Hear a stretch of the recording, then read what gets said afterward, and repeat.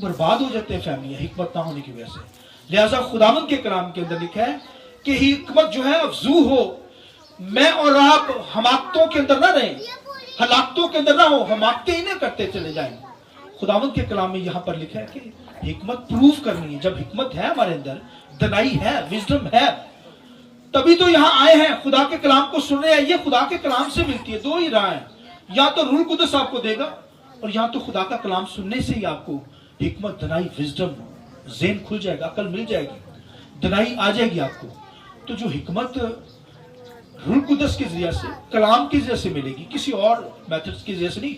और फिर पाक रूह फिर खादमों के जरिए से हिकमत डिलीवर करता है। ये कलाम जो है हिकमत की बातें हैं। आमीन। ये तो खुदावंद के कलाम के अंदर क्या लिखा हुआ है, ये भाई दौलत से, सोने चांदी से, कुंदन से, हीरे मोतियों से ज्यादा कीमती है। आइए जोर ताली बजाकर हालेलुया।